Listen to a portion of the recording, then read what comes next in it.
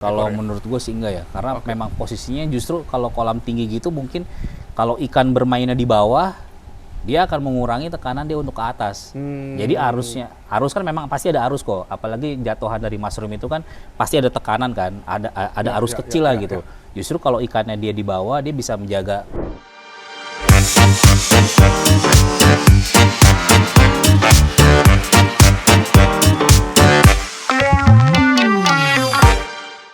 Sama yang terakhir, kalau ngebahas soal pemeliharaan ikan, itu pastinya kondisi air ya. Tadi kondisi kan kita ada ngomong kalau di Seajet ada mineral high active gitu ya. Untuk chambernya sendiri, lu pakai platinum juga ya? Kalau masuk lagi. Kalau memang Goldfish Hunter membuktikan sendiri. Iya kan? Benar. Kalau chamber kita nggak bisa ngomong lah, kalau memang udah terbukti lah barang Platinum Addition Sosa yang bermerek Matala memang semua kita pakai di sini, khususnya buat chamber 1, chamber 2 dan chamber 5 gitu. Jadi memang ada harga, ada barang, ada harga, ada kualitas, itu nggak bohong lah kok gitu. Jadi memang kayak contohnya beras, kenapa gue pakai beras Matala yang warna hitam. Dulu gue sebelum pakai beras sebelum pakai beras Matala gue pakai beras putih. Harga memang murah, tapi jaraknya dia tuh terlalu renggang. Jadi akhirnya mungkin banyak kotoran yang akhirnya lolos ke chamber 2. Jadi akhirnya chamber 2 gue juga harus sering gue kontrol, dan itu akhirnya bisa dibilang PR lah buat gue gitu loh. Jadi akhirnya gue ganti semua pakai Matala yang memang cenderung dia punya beras itu semua rapat dan materialnya kuat banget ya kok. Jadi akhirnya kita pakai untuk satu chamber ini kalau nggak salah sekitar 6 kali 5, 30 piece yang untuk kolam yang ini. Di chamber 2 gue pakai Matala juga, Matala abu bagian atasnya. Filter mat ya, filter medianya. Filter matnya yang kedua, yang di bawahnya itu warna biru berdiri. Oke. Gitu, itu kurang lebih hampir 5 lembar biru, 1 lembar abu, dan itu terbukti. Dan sudah hampir 2 tahun masih awet. Gitu. Memang ada sedikit penipisan. Wajar lah 2 tahun karena kan direndam air, pemakaian semprot gitu, wajar. Tapi so far belum gue ganti sekarang. Jadi pembersihannya ribet gak? Enggak, easy, gampang banget. Cuma tinggal semprot pakai mesin steam, itu semua kotoran rontok. Chamber 5 udah pasti UV. Oke. UV gue pakai Matala 75 watt kali 2. 75 watt, 2 biji. 2 biji. Jadi memang, dan enaknya UV itu kalau memang kita tiba-tiba ngalamin lampunya putus, kita cuma tinggal ganti lampunya doang aja. Iya, nggak perlu ganti semuanya. Makanya airnya bening banget ya. Iya, UV itu kan untuk menjaga bakteri kuman dan sama air tidak hijau airnya kan juga lebih bening gitu. Lebih bening. Ya. Nah, dengan melengkapi pakai Matala gitu, berapa kali untuk treatment chamber? Treatment chamber. Nah, ini treatment chamber ini yang gua alhamdulillah lakuin ini selama 3 tahun itu, ya mudah-mudahan sehat terus ya kok ya. Gua tidak pernah menunda-nunda.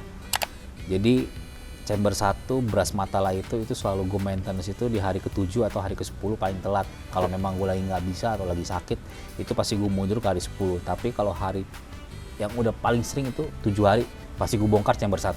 Chamber 1 aja. Beras gue angkat, gue semprot, gue balikin lagi, pasti air berkurang segini otomatis. Gue berenang ke palut, gosok-gosok lumut, isi air baru masuk, ada ikannya. Gosok-gosok lumut, kaca memang kan karena kotor ya lumut ya, itu gue gosok kaca juga, isi air lagi, udah kasih vitamin. Nah, chamber 2 itu 2 bulan. 2 bulan. Paling cepet 2 bulan, paling lama 4 bulan. Chamber 2 Matala Matala Mat, sorry.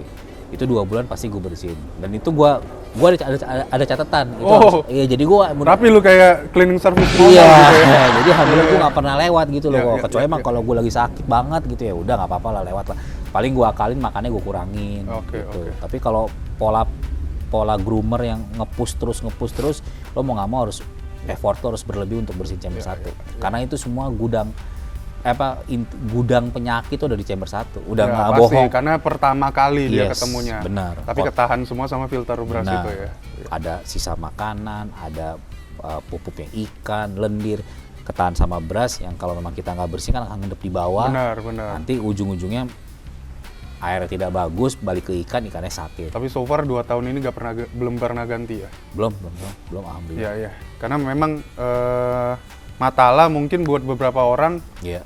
katanya lebih pricey gitu ya kan. Iya. Tapi hasilnya tahan lama dan juga Tahan lama ya kok.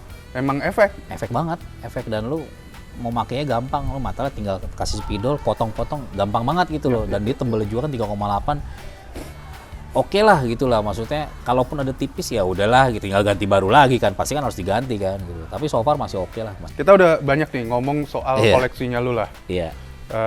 di sini. Gue pengen ngebahas di bukan segmen terakhir ya, apa ya? Perbincangan kita di akhir-akhir ini. Pertama, apa sih yang bikin lu itu oh ya, lu mulai dari kapan? Mulai Untuk sebenarnya Goldfish ya. Mulai sebenarnya dari tahun 2006. 2006. Udah suka Goldfish, 2008 aktif di Itu udah kontes. 2006 ramenya di komunitas, tapi kontes pertama kali itu di 2008. Oke. Nah, itu gue akhirnya ikut. 2006 itu kayak masa waktu itu pas habis lulus kuliah bingung mau ngapain ya gitu. Akhirnya coba deh main ikan, akhirnya main Goldfish. Dan memang waktu itu farm yang cukup dekat dari rumah sini yaitu Depok. Nah, akhirnya gue kenal lah sama RGF, Empok Muti dan Bang Eja. Jadi 2008 tuh kita udah Jadi main RGF bareng. juga udah lama banget ya? Udah lama banget gitu. Nah, 2008 fokus main sampai kontes itu sampai tahun 2000, kalau nggak salah inget ya 2013 ya. Nah 2013 gue udah kerjaan waktu itu kebetulan di TV, begadang. Nggak keurus lah ya? Nggak keurus lah ikan, jadi akhirnya gue ngeliat ikan juga kesian, akhirnya gue Pensiun dulu mutusin ya? untuk pensiun dulu deh. Ikan banyak mati, akhirnya gue pensiun 2014. Nah tapi pensiun itu dipercayalah sama teman-teman untuk bantu juri di setiap event nasional. iya, Ya udahlah, gue bilang ya udah nggak apa-apa lah. Hitung-hitung gue ngebantu dan gue update juga kok. Jadi gue nggak mau hilang gitu aja gitu. Soal ikan lah ya. Iya, walaupun gue nggak piara. Kecintaan lu minimal terwakilkan. Iya, lah dengan walaupun gue kegiatan nggak lu itu. piara, tapi begitu dikontak sama teman 2-3 bulan sekali, wow, enak hati gue tuh ngeliat ikan. Gila, ikan sekarang gede-gede ya. Nah, 2014 sampai 2020 itu udah sibuk ngejuri aja. Oke, baru masuk lagi pas 2020. 20 Sampai begitu. sekarang Iya. full time udah. Full time udah, kerjaan udah gue lepas. Ya alhamdulillah survive dari ikan. Masih bisa. Masih, alhamdulillah. Kata orang, ini karena pandemi doang nih. Dulu iya mungkin ya, orang berstatement karena pandemi itu semua ikan hias naik kan. Benar. Tapi enggak, gue ngerasain alhamdulillah bapak 3 anak. Bapak 3 anak Bapak 3 anak survive dengan ikan. Alhamdulillah. Dan itu full, bener-bener full. Dan gue pun kayak sekarang ditawarin kerja, Tom lo mau kerja ya? Aduh enggak deh. Karena memang ya nggak tahu ya, gue yakin ya ikan hias ini maksudnya karena memang gue di Goldfish, gue yakin ikan hias ini salah satu industri yang memang bisa kita hidupin gitu loh kok. Karena memang bisa dibilang ikan itu kan hobi ya, hobi memang masuknya kebutuhan, bisa dibilang sekarang ini mungkin masih tersier kali ya, kebutuhan yang paling bawah. Tapi gimana caranya, tugas kita adalah menjadikan kebutuhan tersier itu akan naik menjadi kebutuhan sekunder atau primary gitu. Pelan-pelan lah kita naikin lah gitu. Jadi memang kalau bisa, kalau orang tuh nggak piara ikan tuh nggak bisa. Gue pengen lah ada niat ke arah sana gitu. Nah, terutama di Goldfish. untuk gitu. menjangkau orang-orang yang baru itu, Iya. supaya mereka suka Goldfish itu, apa yang pertama kali harus mereka lakukan gitu? Yang pasti kalau untuk Goldfish ya, karena kan Goldfish itu bisa dibilang ikan yang sangat mudah dipelihara kan. Mudah, kalau menurut gue mudah. Ya, jadi yang harus dilakukan yang pertama kali adalah mungkin untuk para hobis baru adalah yang pasti dia harus punya rumah dulu yang rumah yang memang bisa dibilang rumah yang paling nyaman buat ikan tersebut. Maksudnya rumah yang punya pemiliknya atau rumah? Enggak, apa? rumah itu bisa dibilang tank. Oh, Entah itu lo akuarium Ya, kah, ya, entah itu lo fiber kah, entah itu lo glass pond kayak gini, itu bebas. ya, jangan di plastik dong. Iya ya, harus dikasih makan. Nah, gimana caranya kita bikin rumah itu senyaman mungkin kok. Nah, cuma memang membikin rumah senyaman mungkin itu kan ada waktu ya, gitu. Ada prosesnya, namanya belajar, ada proses namanya kegagalan gitu. Tapi kalau memang kita tahu tempatnya, kita tahu kita tahu wadahnya gitu, mungkin ya para newbie itu tidak akan ragu untuk memulai gitu loh. Karena memang sebenarnya kan Goldfish itu kalau lu udah tahu misalkan akuarium ya, lo mau nggak mau harus pakai chamber filter, sump filter. Kalau fiber ya mau nggak mau memang harus ada filternya, dan itu tidak boleh sembarangan memilih media filter gitu loh. Dari situ baru akan berkembang namanya pola treatment pakan. Dari pakan akan berkembang ke vitamin. Nah, tujuannya kan memang Kalau piara koki itu kan pasti satu kok. Gimana cara ikan itu tetap sehat dan gimana cara ikan itu tetap bisa menjadi besar. Nah itu yang memang harus kita kasih tahu ke teman-teman yang baru bahwa memang ikan koki itu sebenarnya awet gitu loh, nggak gampang mati gitu kok. Yang benar itu coba dulu gagal, berhasil kemudian, atau pelajari dulu baru lo coba. Kalau dulu mungkin gue coba dulu baru gagal, baru gue kalau dulu ya berhasil ya, karena memang kan dulu beda ya. Untuk newbie. Kalau referensi mungkin dulu kan nggak ada ya. Kalau sekarang kayaknya banyak ya, kayak misalkan dari Instagram, dari di kontes, ketemu teman-teman langsung, bisa ngobrol langsung gitu. Mungkin ada baiknya sih dipelajari dulu ya. Kalau dorongan sekarang ya? Iya, dorongan sekarang ya dipelajari dulu. Jadi jangan sampai nanti apa yang udah dikeluarkan uang untuk membeli kapok ya? Iya, membeli sesuatunya itu tiba-tiba kapok hanya karena ikan itu mati. Dibilang lah goldfish ringkih lah, dibilang goldfish ribut harus diobatin pakai ini pakai itu. Sebenarnya enggak, goldfish itu awet. Dan kalau boleh saran sih, yang paling harus dipelajari pertama tuh treatment air sih. Iya benar. Nah itu makanya rumah yang nyaman itu kan adalah menjaga air itu agar tetap bisa dibilang parameternya stabil, tidak ada kandungan nitrat ya, apa sih yang racun itu? Ya nitrat lah, gimana? nitratnya. Terus pH-nya stabil. Iya. Nah itu kan harus kita benar-benar tahu gitu kok. Nah itu kan dari yang nggak tahu ya, mungkin dari memang media chamber filternya harus benar, bukan yang asal gitu kan. Terus pakannya juga, pemilihan pakannya juga jangan asal yang murah, asal yang penting murah tapi dikasih yang nggak benar kan, gitu nggak boleh. Iya. Kan tadi sudah diketahui bahwa lu lihat kelasnya, lu ngambil yang high quality atau yang show quality. Kalau memang show quality, genetiknya udah bagus tapi lu kasih treatment air dan juga pakan yang jelek kan sayang ya? Sayang ya, karena kan ikan show nggak murah, mahal kan? Iya. Oke. Nah, ini ngomongin lagi nih soal ikan. Kalau lu lihat zaman dulu sama sekarang, yang paling membedakan bentuk ikan atau apa segala macam tentang goldfish ini apa? Kan lu udah ngikutin nih dari 2006 perkembangannya sampai sekarang. Apa tuh yang paling membedakan? Bentuknya kah, atau warnanya kah, atau apa? Apa ya, kalau bentuk ikan mungkin karena dulu zaman gua belum paham dunia ikan, gua lihat goldfish, gua gak pernah lihat yang kayak gini nih, yang gede-gede ya. Iya, apalagi yang bulat-bulat kayak gitu, gak pernah tuh. Ya bentuknya ya udah, warnanya lucu yang penting ya, ya bantet gitu ya. Kalau dulu kok memang ada perkembangan ya? Ada sih memang ya. Kalau jenis masih sama sih itu aja. Cuma memang tapi ada satu jenis yang bertambah, yaitu Oranda shorttail. Itu bisa dibilang salah satu varian baru yang akhirnya kita harus mengakui bahwa ikan tersebut sangat diminati. Dulu Oranda longtail semua ya? Dulu Oranda longtail semua dan medium tail. Dan itu akhirnya kita sebagai penggiat kontes juga, kita harus membuat satu kelas baru yang tadinya hanya digabung di kelas open kita tiadakan, akhirnya kita bikin kelas baru namanya Oranda shorttail. Itu mungkin penambahan varian. Tapi kalau untuk groomernya kok, jujur ya kok, groomer sih orang dulu sih lebih gila kok. Oh gitu? Iya. Ya karena pengetahuan tidak sebanyak sekarang kan dulu. Mereka coba-coba. Iya. Mungkin kalau 2013 sampai 2016 ya kalau nggak salah ya, itu ada satu legend namanya Bapak Hendrik Nursalim. Gue sih belum bisa nemuin orang kedua seperti dia sampai detik ini. Nge-groomingnya kok. Sekarang gimana? Sekarang beliau udah tidak memelihara ikan mas koki. Mungkin ada pelihara ikan mas koki tapi hanya untuk kesenangan pribadi. Kalau dulu beliau memang dia memelihara ikan mas koki, memang dia cinta sama ikan mas koki. Dan mushroom ini kok yang nemuin beliau. Oh gitu? Mushroom. Oh. Beliau. Kenal? Dekat. Halo Om Hendrik. Jadi Om Hendrik Nursalim itu satu-satunya pada zamannya ya. Jadi adalah beberapa, ada Om Hendrik, ada Ko Budi, ada Ko siapa lagi, Ko Alung, ada Ko Herman. Itu bisa dibilang legend-legendnya dulu Master Goldfish yang memang memelihara ikan itu tidak tanggung-tanggung.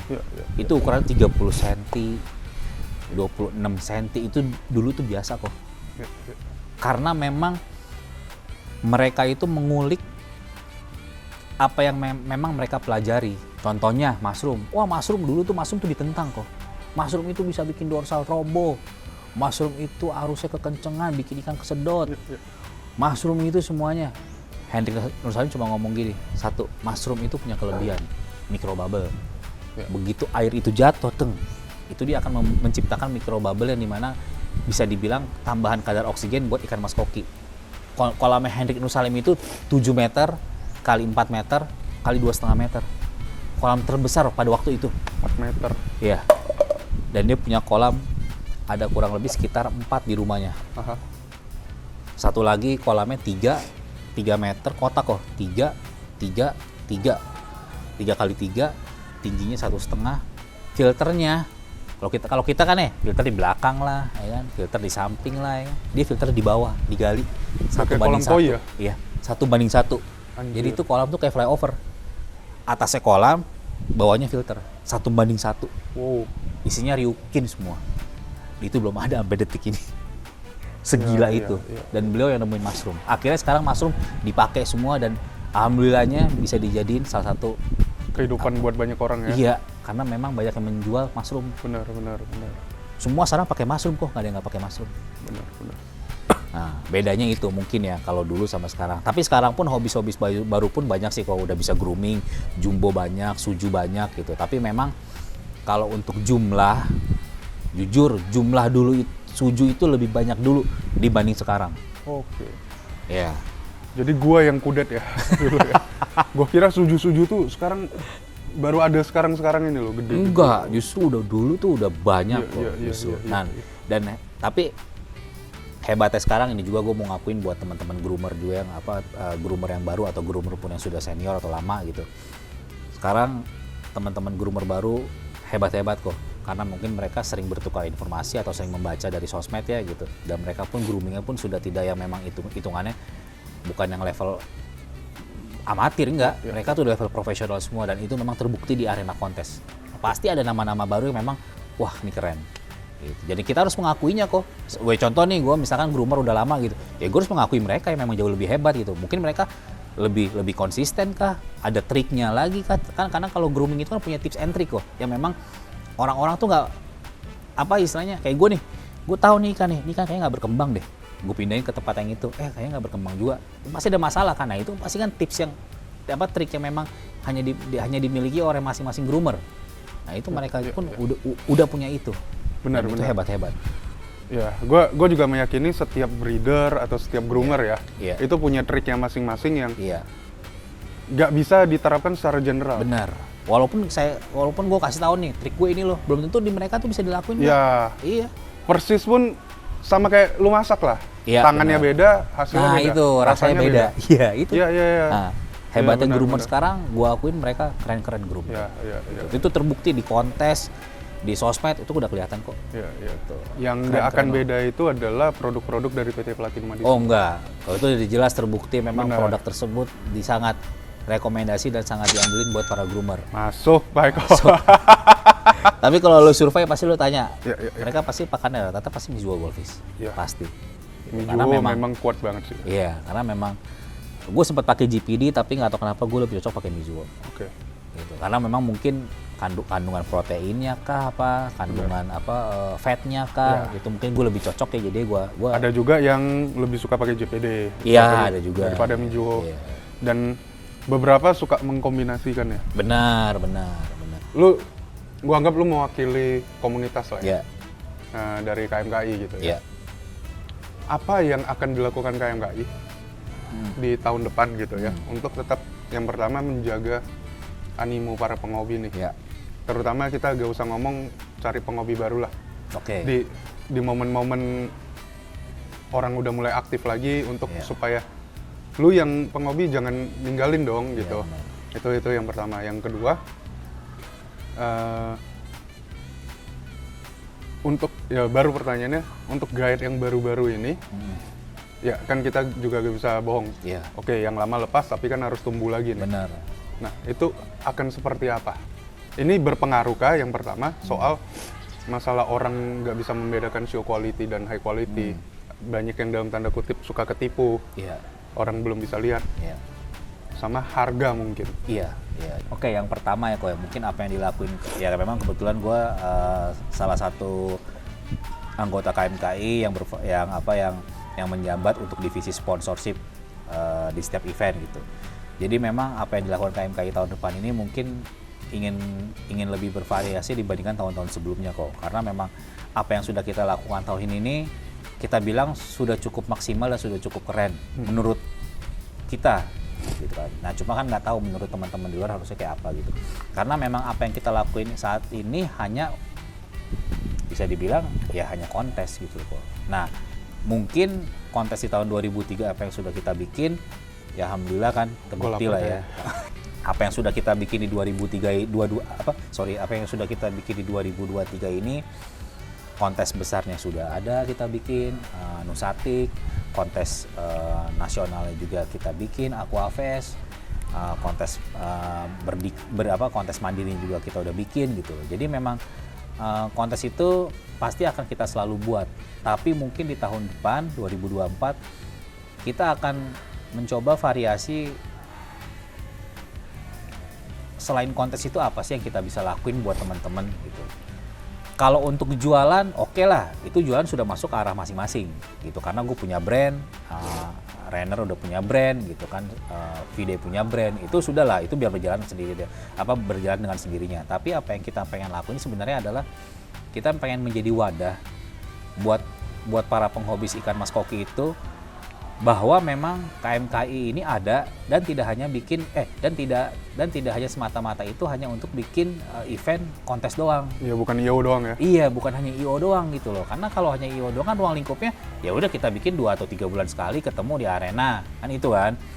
Atau begitu nanti kita mau kontes, kita prepare mau cari apa, mau persiapan ikannya kayak apa aja gitu. Itu kan menurut gue ya udah gitu-gitu aja gitu loh. Nah, kita pengen bikin itu something new lah, cuma memang masih kita proses pembahasan sama teman-teman apa yang bisa kita lakuin nih buat teman-teman sekarang gitu loh kok. Entah itu kan misalkan ya udah yuk kita ketemu gathering, kita sharing aja gitu. Misalkan teman-teman mau nanya apa, teman-teman misalkan mau pelihara ikan mas koki gitu, cuman harus mulai dari mana gitu kan. Kita akan merekomendasikan gitu loh kok. Jadi bisa dibilang ada yang nanya, kita kasih solusi gitu loh, nggak hanya semata-mata hanya menjual ikan doang gitu. Nah itu yang lagi pengen kita terapin buat ke para penghobi ikan mas koki, agar ikan mas koki ini cukup dikenal oleh orang banyak sih kok. Gitu, karena memang sekarang khususnya di Jakarta farm banyak, cuman gua nganggap farm itu masih berdiri masing-masing ya, karena memang kebutuhannya pun ya masing-masing gitu kan. Jadi mungkin dari anak-anak muda ini ya mungkin gua nganggap gua masih muda ya. Ya, jadi gue, Renner, Vide, Imam, sama teman-teman KMKI lainnya ingin mencoba sesuatu yang memang dapat memudahkan teman-teman ikan mas koki itu, bahwa selain event itu ada juga loh lebih banyak kopdarnya lah. Iya, kopdarnya. Entah itu kita bikin event KC kah, entah itu kita bikin event misalkan visit farm kah, siapa tahu nanti KMKI disponsori oleh Platinum Adi Sentosa, kita ke Thailand lihat farm. Kita ke Thailand lihat farm kan, itu kan sebenarnya kan bisa jadi edukasi kok. Yang mungkin di mana teman-teman yang tadinya hanya mau pelihara, aku mencoba pengen jadi pelaku usaha, misalkan tiba-tiba ngebreed lah, yang memang untuk saat ini bisa dibilang dealer itu kalau nggak ada farm itu susah berdirinya loh. Iya, karena semua kuncinya ada di breeder, farm. Oke, gitu. sama pertanyaan terakhir gue yang tadi, masalah harga dan fancy show quality itu ganggu gak sih buat pertumbuhan industri di ikan mas koki terutama? Sebenarnya sih gue nggak bisa bilang ngeganggu apa enggak, tapi kalau kita bisa menyamaratakan mungkin lebih stabil, mungkin akan lebih stabil jika harga itu tidak dikatrol ya kok ya. Oke. Jadi dikatrol ke atas apa ke bawah yang bahaya? Yang bahaya itu kadang ikannya fancy dibilang show. Ya. Itu kan mau nggak mau kan dikatrolnya ke atas. Nah, tapi kalau dikatrolnya ke bawah jarang kali ya. Misal, pasti kan orang akan bilang ikan itu harus setinggi-tingginya gitu loh kok. Nah, itu yang harus kita memang kasih tahu bahwa kita ini punya standar contoh lah kalau karena gue megang RGF ini punya standar. Harga ikan show itu ya udah antara 1,5 sampai 2 juta. Tengah-tengahnya 17,5. Itu namanya nego pasti ada lah kok gitu kan. Tapi memang kita titik terendah show itu 1,5 dan fancy pun 500.000. Nah, yang kita mau menjaga itu kan memang harga ikan itu agar tetap stabil itu biar tidak ada namanya pembodohan kualitas. Ya. Itu yang kita takutin kan. Tapi kan pembodohan kualitas itu tidak bisa kita pantau kok. Karena kan setiap farm itu punya standar. Dan setiap farm itu punya customer dan setiap farm itu pasti punya fanbase lah, gitu loh. Bahwa memang ikan yang menurut mereka masih bilang show, ya dijual layak show. Atau memang bisa dibilang, atau ikan memang harganya fancy, bisa dibilang show. Itu kan memang kita nggak bisa pantau kok. Tapi kalau kita memang sudah menerapkan ikan fancy ya fancy, ikan show ya show. Tapi kalau ikan show itu mau drop, kita ngomong ikan ini jangan dibeli, ikan ini mau drop, gitu loh. Karena percuma lu beli kali ini nggak lama drop buat apa gitu ya kan, buang-buang duit ya kan, daripada lu nuker lagi ini lu ketahuan nih kita pilihin yang bagus tuh ini. Makanya gue gini kok di Instagram gue akan selalu memajang ikan yang selalu gue foto kok. Oke.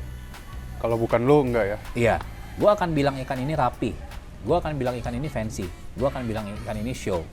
Jadi begitu ikan itu tidak laku, kan mau nggak mau kan akan kita grooming kok, akan gue tarik ke rumah kan, baru ARGF munculin seri yang terbaru. Nah, ikan itu nanti tiba-tiba juara. Nah, itu aku akan selalu jadi perbandingan bahwa ikan yang juara ini pernah gue posting di di Instagram gue. Di feed-nya misalkan bulan Agustus tiba-tiba September kontes nih, tiba-tiba juara. Ya memang kan ini ikan yang isinya memang terbukti dari awal lu bilang ini show quality, ini emang terbukti bisa juara gitu ya. Mungkin memang di saat itu teman-teman belum cocok sama bentuk bodinya warnanya kurang enak. Tinggal di grooming lagi ya. Tinggal di grooming lagi, wajar itu kan pilihan kok. Nah, artinya kalau gue bisa menyimpulkan ini yang bahaya itu yang bisa mengganggu industrinya ikan hias atau di komunitas itu yang main di tengah-tengah tuh. Iya. Antara sebenarnya ini memang ikan fancy tapi dia ngaku-ngaku show, akhirnya harganya di tengah-tengah gitu ya. Atau ikan show yang udah mulai drop, tapi dia ngomongnya tetap show, tapi dijualnya jadi ke harga fancy. Itu yang orang jadi ambigu di area itu. Di area itu. Kok gue bisa dapat ikan show yang harganya kok murah ya? Iya. Nah, kok gue dapat ikan fancy kok harganya mahal ya? Nah itu. Gitu ya? Iya. Jadi kadang kita ya makanya itu setiap farm itu punya standar. Jadi kita nggak bisa pantau sih. Tapi memang yang pasti kalau harga ikan show itu pasti jauh lebih mahal dibanding ikan fancy. Ya ini butuh maksudnya kesadaran dan apa ya, niat baik lah dari semua orang. Iya. Kalau lu keuntungan sekarang sesaat doang. Iya benar. Buat apa? Buat apa? Jangka panjangnya lu growth. Boleh gebuk sekarang tapi putus ya kan, buat apa gitu, bener kok. Di pandemi kan terjadinya kurang lebih kayak gitu kan. Iya benar. Memang sempat naik tapi kan area tengah-tengah ini yang abu-abu ini. Ya akhirnya bikin bisa dibilang ya kadang harganya kadang sepi lah tiba-tiba gitu. Kata ikan sol, enggak gue ikan sol di sana cuma dapat misalkan 500.000 apa 300.000 ya dengan ukuran baby max ya misalkan baby. Ya udah itu kan pilihan nggak apa-apa gitu. Itu kejadian juga di komunitas koi kan, ikan apkiran Jepang bawa masuk ke sini, sertifikat dibuat-buat, ikan impor Jepang. Ya memang ikan impor Jepang tapi kan apkiran yang box-bokan gitu. Oh, yang jualnya banyakan bobokan gitu. Udah mau dibuang itu di sana tapi dimasukin ke sini, yang ngakunya ikan impor.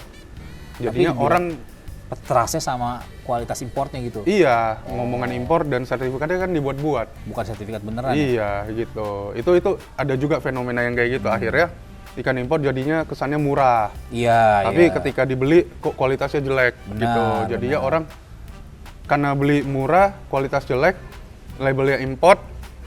Orang jadi ketika yang beneran import, kualitasnya bagus, ngelihat mahal, jadi takut juga, ragu. Ini sebenarnya harga ikan berapa sih? Iya benar. Ini sebenarnya ikan import kualitasnya bagus gak sih? Iya. Kok harganya bisa ada yang murah, kok ada yang bisa mahal banget ya? Iya. Gitu. Karena kalau menurut gua, gak cuman soal persaingan ikan import dan lokal ya. Iya. Kalau ikan impor, mau di ikan apapun menurut gua, kalau ikan impornya terlalu murah mendekati harga ikan lokal dalam tanda kutip, itu bahaya juga buat dealer-dealer lokal kan. Iya. Jadinya kita ngomong bukan yang show quality yang bisa head to head ya.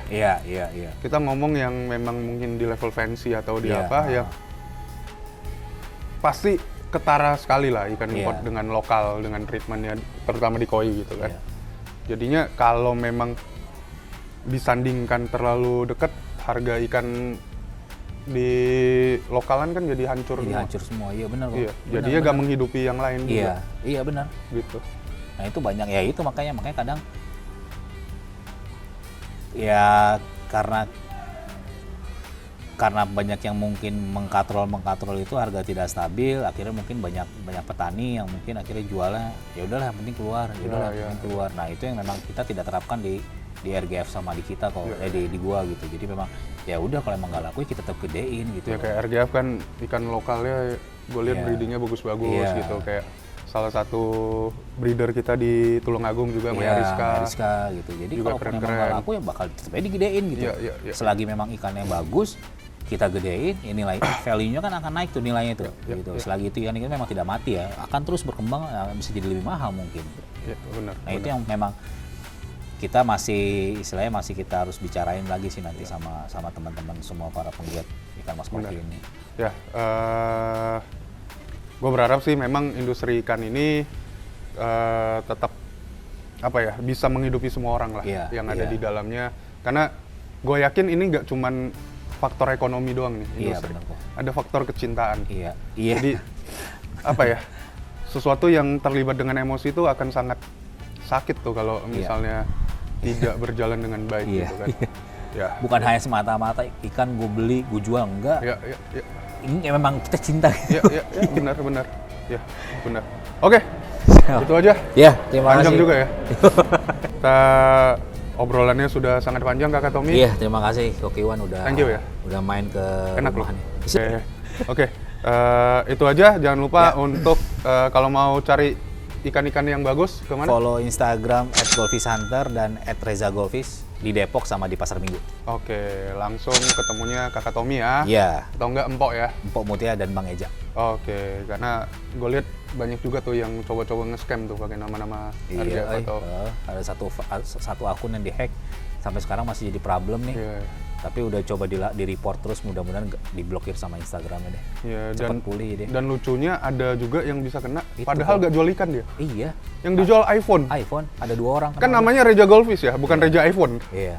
Dan itu katanya memang nggak tahu kenapa mungkin ya. Jadi proses DP itu akhirnya sudah ditransfer 2,5 juta, ya udah akhirnya kena. Iya. Jadi mudah-mudahan ya, makanya masih follow akun itu, kalau bisa di unfollow dan diblokir Ya, aja dan bantu report. Bantu report lah ya. Dan pastikan memang sellernya itu terpercaya. Kalau perlu video call lah, pasti. Iya, benar. Pasti mau lah. Video call lah minimal lah. Kalau iya. seller terpercaya pasti mau lah pasti video mau call. lah. Bener-bener kok, setuju gue. Modusnya ya udah gue mau lihat ikannya langsung itu Iya, oke setuju, kan? setuju. Gitu. Iya. Kalau memang nggak bisa datang Iya. langsung gitu ya. Apalagi kalau yang baru kenal, Iya. video call aja, Iya. nggak apa-apa kok. Iya, setuju gue. Iya, chat, mau video call dong ya. Iya. Oke kan? Iya. Dan juga jangan lupa follow media sosialnya Platinum Adi Sentosa. Yes. Ada banyak brandnya kita, Sijat, JPD, Mijuho, Matala, New Helios. New Hellos, Lampunya keren ya? lampu yang keren, ajib. Ajib Kemarin ya? di Aquafest terbukti Iya, ikan semua colorful. colorful semuanya Lampu celup terbaik untuk saat ini. untuk saat ini. Nice Helios. Bener nih ya. Benar, insya Allah. Sama ada Trident Aquacare. Ya. Kalian bisa follow semua dan jangan lupa untuk subrek dan juga komen apapun yang kalian mau tanya Ya. di kolom komentar. Oke, jangan lupa sampai jumpa semuanya. Dadah. Dadah.